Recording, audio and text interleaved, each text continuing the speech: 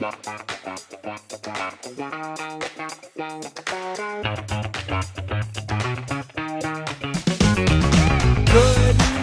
Mapleshade Elementary School. Happy Friday! Oh my God, and what a Friday it's going to be. Look at this. Look at this. This is the real deal now. I've got a microphone. Now we're cooking with gas. This is fantastic. I feel like I'm really doing announcements. Okay, so what we're going to be doing today, we have a lot to talk about. I want to make sure that we are wrapping things up for this week and we're getting ready for Monday. And the first thing that we're going to do, we're going to rise for the Pledge of Allegiance. I pledge allegiance to the flag of the United States of America and to the republic for which it stands, one nation, under God, indivisible, with liberty and justice for all.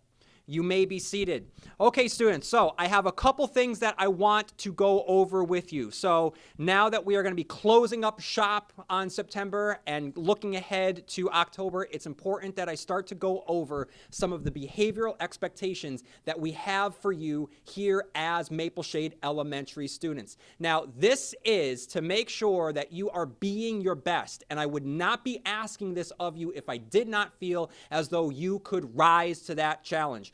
We have high expectations for all of you, but these are expectations that you actually have set for yourself because you have demonstrated a high ability to be high-achieving students here at Mapleshade. And so now that we have a month of school under our belt, there's a couple things that I just want to address with you. So the first thing is when you hear the attention signal, you make sure that you just stop. And the attention signal sounds like,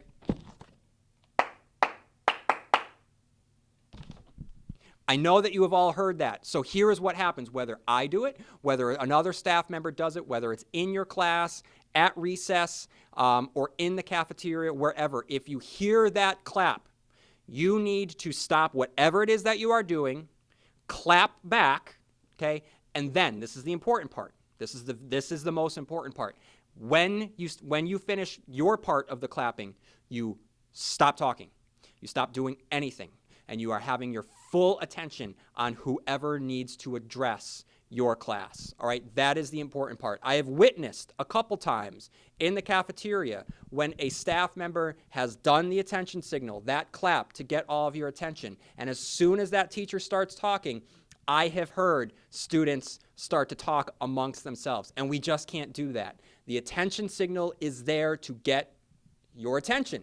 And once we have your attention, we are imparting very important information that you need to know. So we want you to demonstrate respect by whole body listening. That means that you are being very still and you are listening with your ears and you are listening with your brains and you are making sure that every bit of information that is coming out of the speaker's mouth, you are soaking it up with your body, okay? So you are making sure that you are listening with every fiber of your being. This is something that I know that you can do. Do you know why? Because every time I do the attention signal, you all don't say anything and you listen. So you demonstrate deep respect whenever I do it, and all that I ask is that you do the same for every other staff member in the building, because that's what we do here at Mapleshade.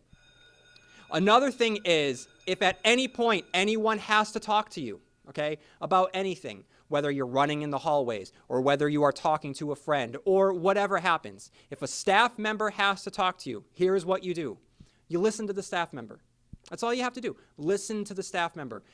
I know that there's going to be times where you're going to feel the need to automatically try to tell your side of the story, to talk back. What you need to do is just understand that it's our job to teach you about everything. So some of the most important learning isn't about math or English or science or social studies, all right? Some of the most important learning is how to be a good citizen, how to listen, how to demonstrate respect, how to take feedback to improve behavior, all right? We are in a constant state of getting better. It doesn't matter if you are in 3rd grade, 4th grade, 5th grade, if you have gone to college, if you are a teacher, if you are a principal, if you are a guidance counselor, it doesn't matter.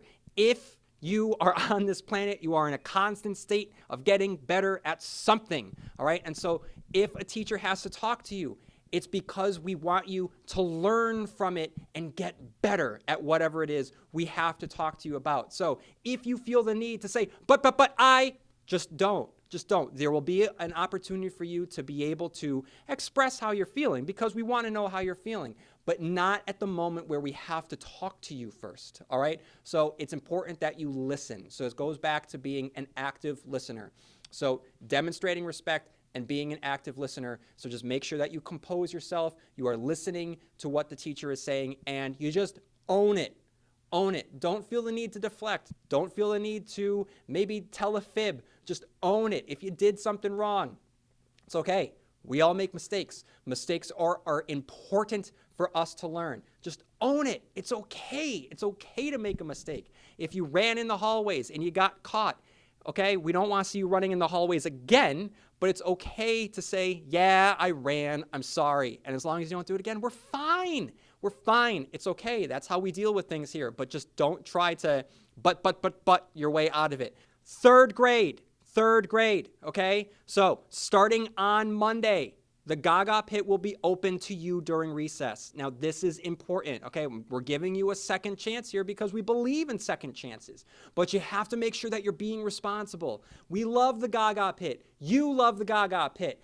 I go Gaga, you go Gaga, Gaga goes Gaga for the Gaga Pit. We all love the Gaga Pit. So if you want to continue using the Gaga Pit, you have to be responsible. All right, so we're going to have staff members out there watching you to make sure that you're safe. We don't want anyone, getting hurt, and that's physically hurt and emotionally hurt. So it's important that if we're playing, we're doing just that. We're playing. We're having fun.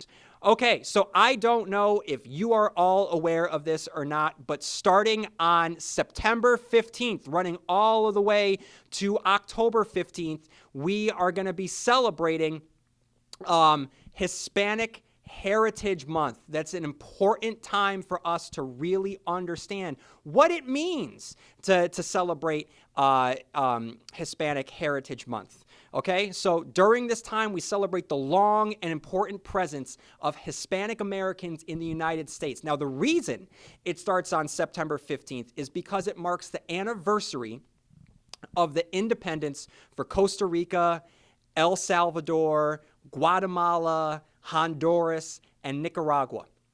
In addition, Mexico celebrated its independence on September 16th, Chile on September 18th, and Belize on September 21st. Hispanic culture, now this is really important, Hispanic culture is our culture. There are so many contributions to our everyday life that we otherwise wouldn't even think of. So when you close your eyes and you think of the wild, wild west, what might you think of? Okay? Cowboys. You're probably thinking of cowboys. Now, the image of the cowboy is one of the strongest, most pervasive, most enduring images of this country, of America, and its roots have everything to do with Mexico. The original cowboys, okay, were vaqueros, otherwise known as Mexican ranch hands. And the image that we have in our head traces all the way back to them. And listen, right now, as I'm recording this, I'm getting pretty hungry, okay? And I'm thinking ahead. I'm thinking, to what I'm going to be eating tonight and over the weekend. And you know what I might have tonight? Even though it's starting to get chilly and this is a summer food, barbecue. That's right. Now, what we think of as our brand of Southern barbecue, it originated when the Spanish introduced pigs to the New World and encountered the Caribbean natives' method of cooking things slowly over indirect heat with lots of smoke. In fact, the word itself is derived from the Spanish word barbacoa.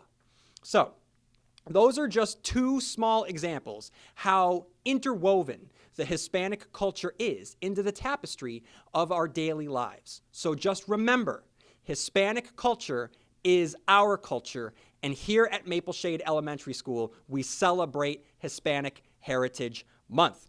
Okay. So the last thing that I have for announcements, let me see.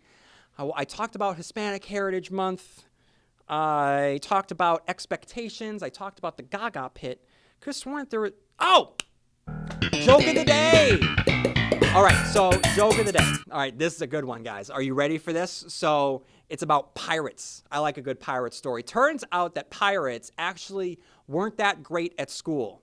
Do you know why? They weren't really good at learning the alphabet. Do you know why? because they kept getting lost at sea.